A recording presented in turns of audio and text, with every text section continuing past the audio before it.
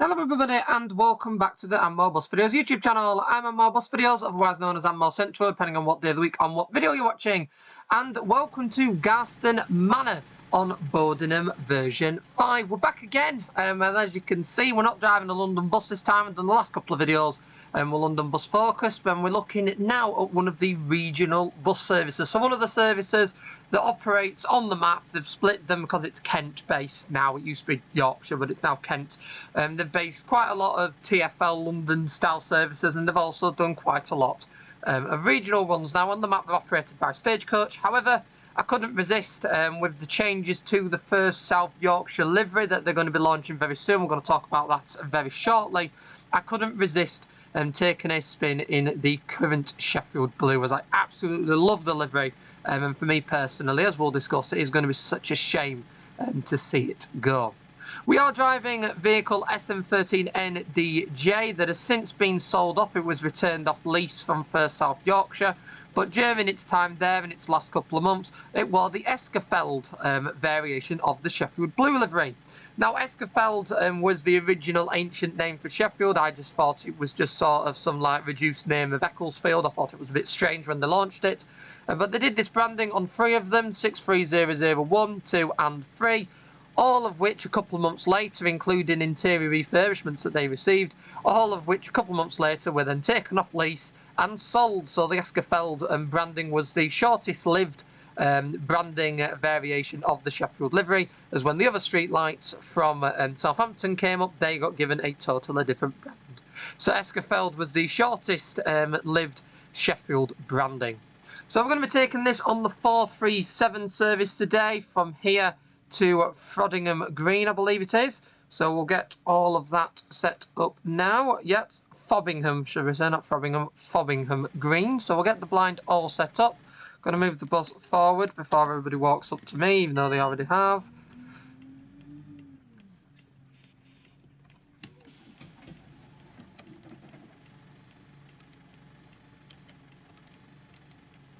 There we go, get everybody on, and very shortly we'll make our way. So as I say, for me it is a shame, the recent announcement that most of you will have seen. I'm going to be doing a Ammo Central video on it when they do enter service, as it is one of the areas that I do very much cover, I'm very much interested in. But they have announced that they're going to be getting rid of the Sheffield Blue livery and introducing the purple and grey livery that was initially just focused on the electric vehicles. It's now going to be brought out in Sheffield to start off with, but it is going to be brought out as a regional sort of UK-wide kind of livery. So it's going to replace the regional liveries in areas and is now going to become the standard livery. We don't know how they're going to do the branding, if it's just going to just be Sheffield on the side, because it can't be Sheffield Electric, because said vehicles that are currently painted up are diesels, so it can't be electric. I mean, if they do launch them and they do say electric on the side, it will be very funny. However, they should really just have Sheffield on. I mean, they can't put Sheffield diesel on them. I mean, nobody in this day and age is wanting to promote the fact that they're running diesel vehicles. So it might just be Sheffield, Sheffield City. We don't quite know, or South Yorkshire potentially on the side. So we don't quite know, unfortunately, what the livery is going to entail. We've only seen the base paint at the moment. By the time this video comes out, they might have branded them, but it looks like, thankfully, they will be entering service branded rather than debranded, as it would be a shame. I mean, when the Sheffield Blue was launched, for those of you that remember, during the whole lockdown period, it was one of the most exciting things to keep a track of in Sheffield, as there was not much else to do. And keeping a track of 36275 when it first arrived, and going up to Olive Grove Depot when it were going on a press launch, photograph it when it got back, and going on it for the first time in its full blue livery with the crucible and pool balls on the side, the all interior refurbishment. It's going to be a monumental shame that the other, it's quite ironic that the first vehicle painted was a Gemini 2. And it's quite ironic that none of the other Gemini 2s are now going to receive the Sheffield Blue livery, or indeed the refurbishment that bus received. That I do personally believe is such a shame. I really, really do think it is such a shame. I did always think that the Sheffield livery, though, could have been simplified. As much as it was quite nice having all of the different brands, unfortunately, with the sort of common day-to-day bumps and scuffs that you get sort of running buses and your fleet will receive. It was a very, very bold move to... Oh, that's a nice screenshot.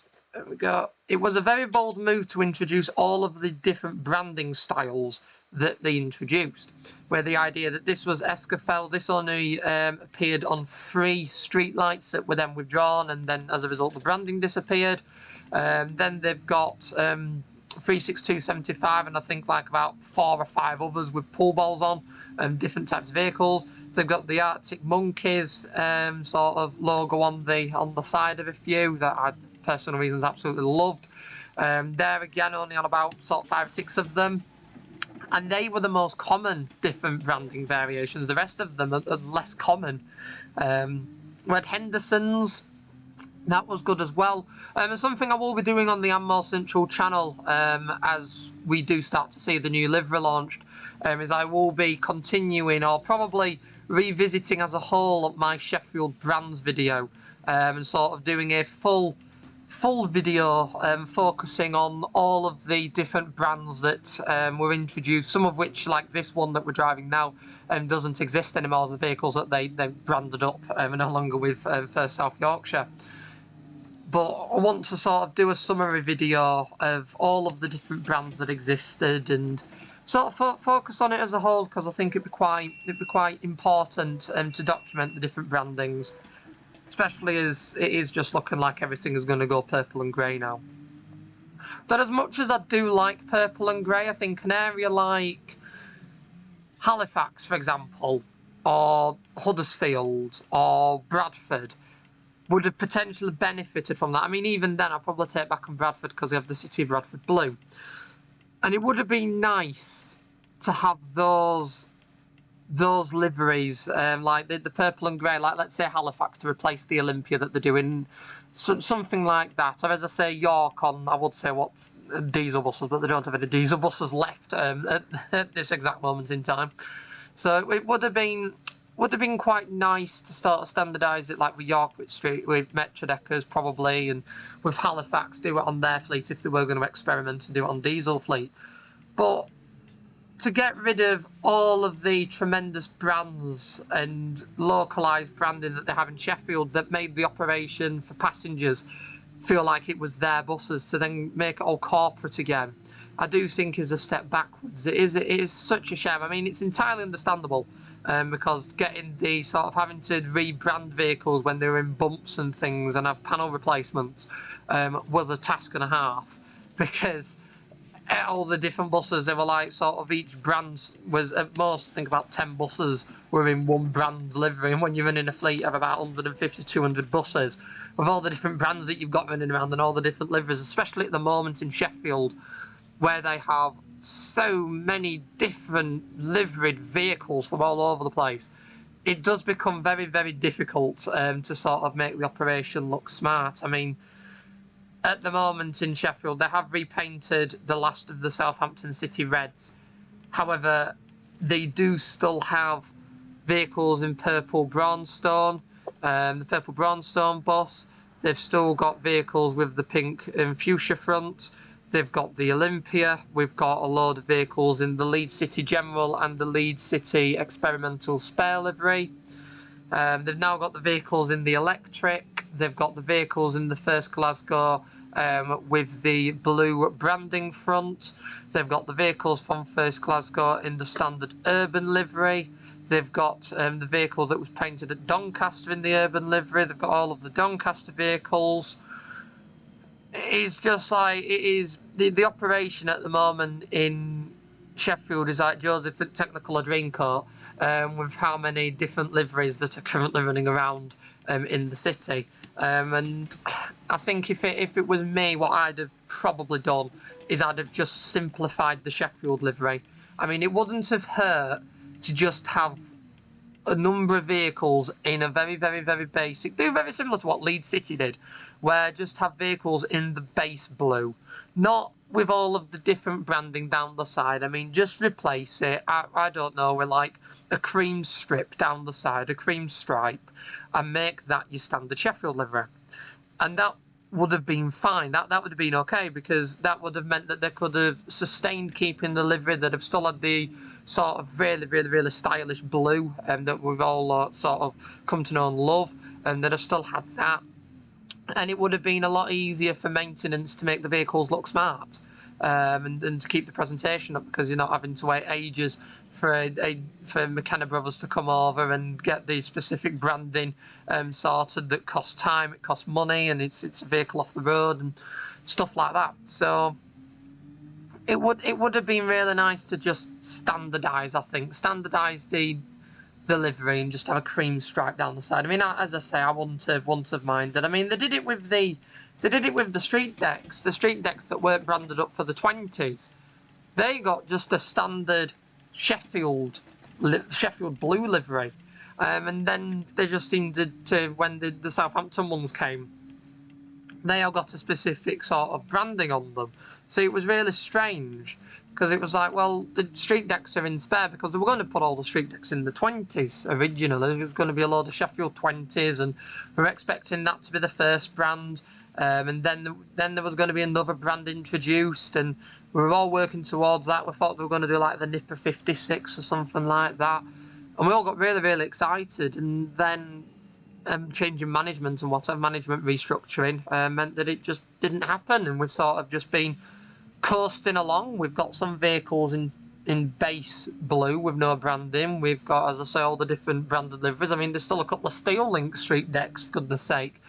They're rocking about. There's not many now, but there's still a small handful of Steel Link street decks that were from the original Steel Link X78 launch. They've still got headrests that say X78 Steel Link, and since then, the X78 stopped becoming the Steel Link. That then became the X1 and the X10.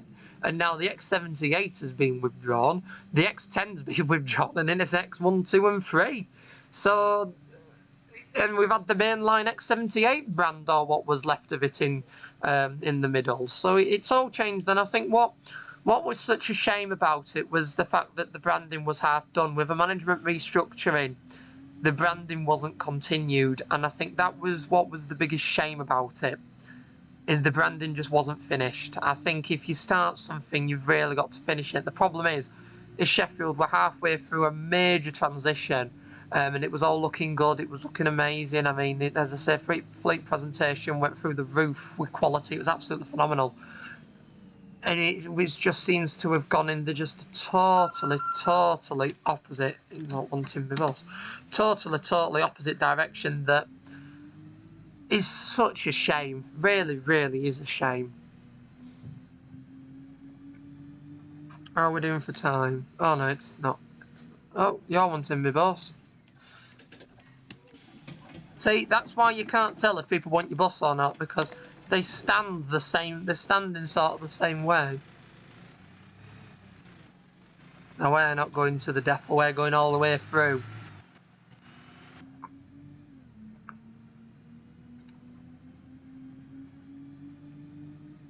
I must be bang on time by the looks of that. Seems to state because I've just realised on that bus stop on the ticketer, it's actually showing me my time. I forgot how well advanced the Studio Polygon ticketing machine is. To put it lightly, it's absolutely phenomenal. Well, I have been using the London spec machines for a bit, so...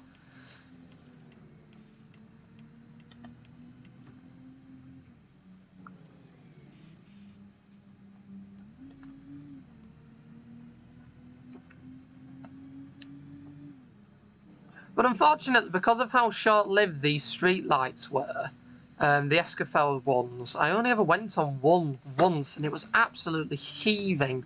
That was such a shame, because I really wanted to sample quite a few of them that were refurbished inside, and I just never got the chance. I mean, they are now owned by Happy Al's, and regularly operate the Happy Al services that run out of Chester. But I haven't had time to go out of my way yet to go all the way to Chester to go on some street lights that I probably should have gone on in Sheffield. So they haven't. It is on the to-do list, but quite far down on said to-do list. Oh, 402. There we go, so that's us going to the green.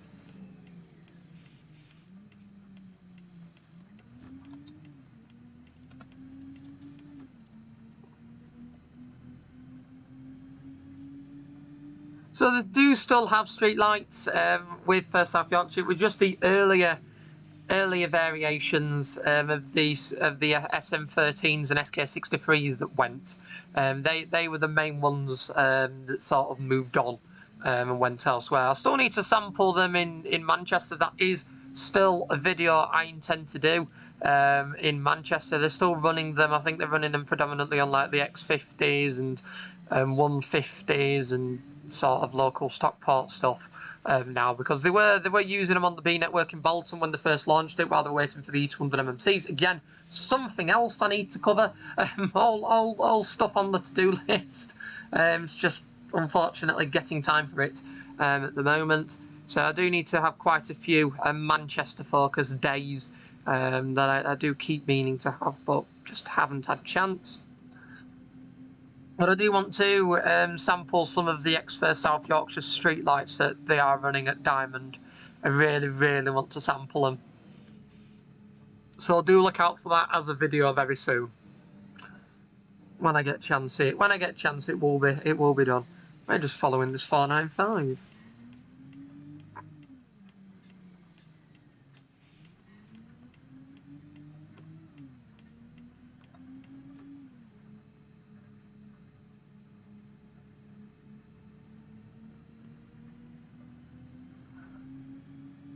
Yeah, it looks like we're just going to be following it all the way through. And we are, funnily enough, bang on the dot. I don't think I'm going as quick as usual, but we are just running bang on the dot, like fully just on time. I think this is like the earliest I've been, like 15 seconds early. I just seem to be just remaining on time.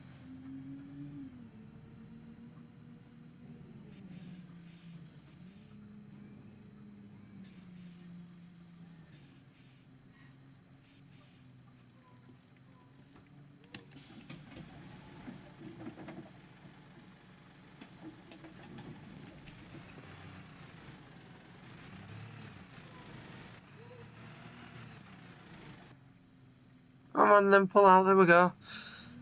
There we go, so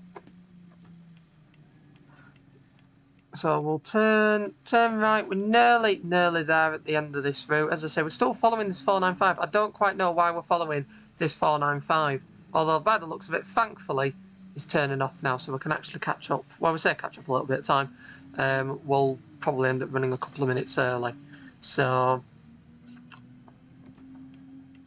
and we've got a passenger. Let's see how we're doing for time. So this is Hildene Avenue. Let's have a little look. Hildene Avenue, 1329. Yeah, we're bang on.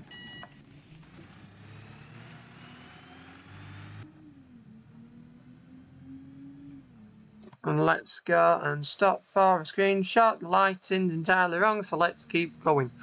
Although it will be right as we turn this corner.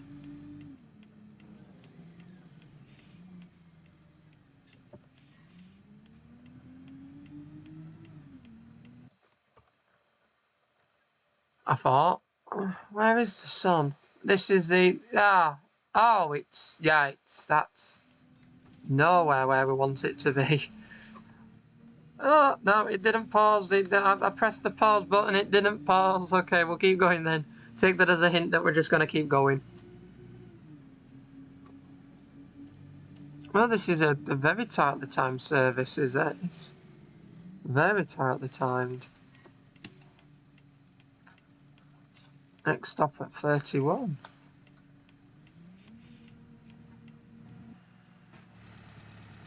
You see, the interior on these were genuinely stunning. As I say, I went on the odd one, but it was absolutely heaving. I remember, I think I sat at the front, and it was like the only seat left.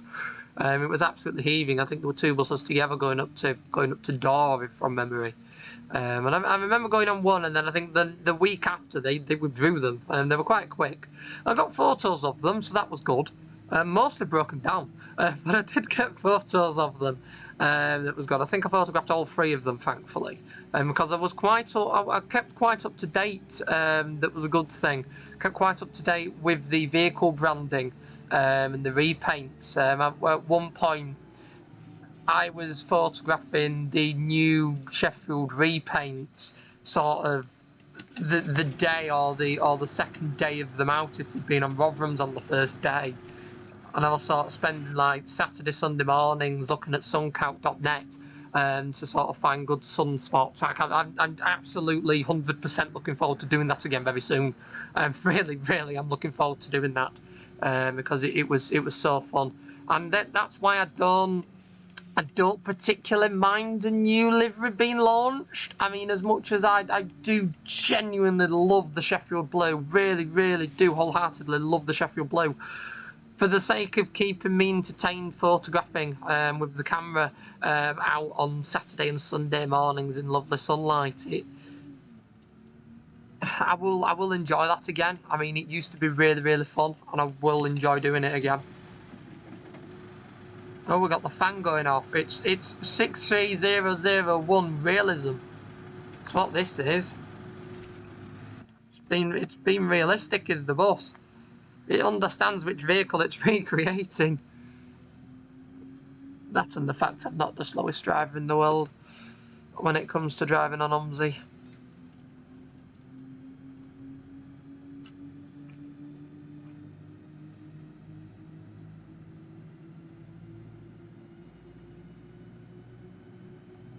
These trees are low. I'm very glad I've got a single deck and not a double deck, because those trees are very low.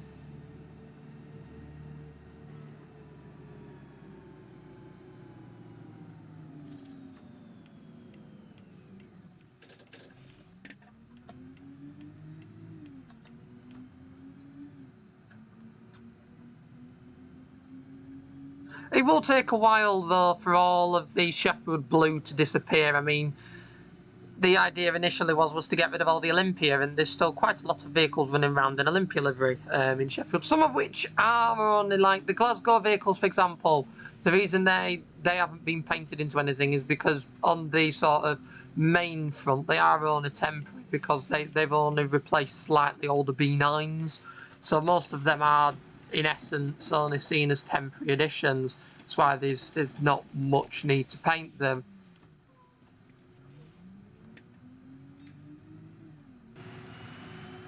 You waiting for Bob? I don't know, he was just walking up and down. Okay. I thought we weren't waiting for the bus actually. Oops. Well, it didn't really walk up like I wanted the bus. It was a very gentle stroll. So if he wanted the bus, he should have shown a little bit more passion, a little bit more energy.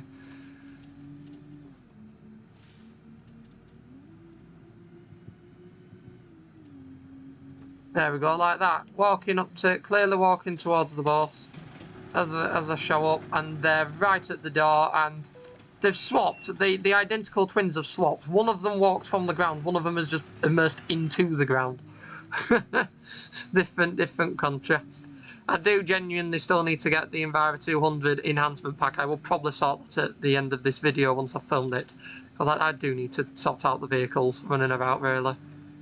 And I do want to have a little drive of the London spec MMC. I do need to have a drive of that, because from the screenshots I've seen, it looks tremendous.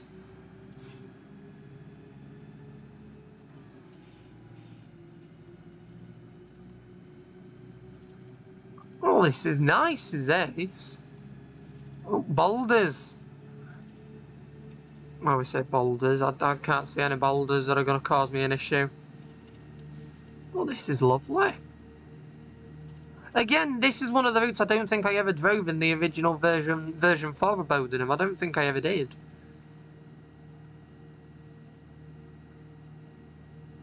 But again, such a shame, because it is a lovely route.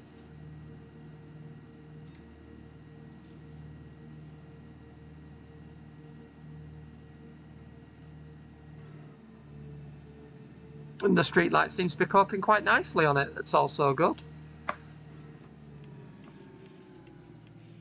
Oh, Bowdenham Green, we're here, and I've vastly overshot the bus stop. Vastly overshot the bus stop.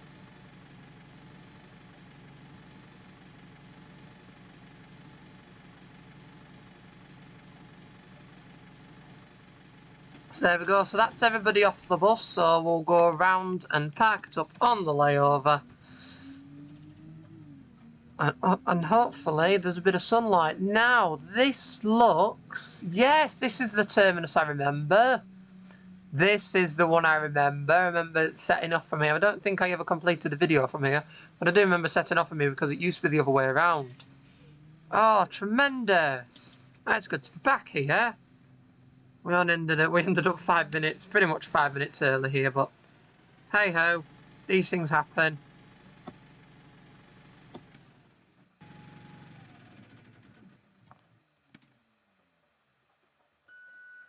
There we go. We'll get the blinds back on.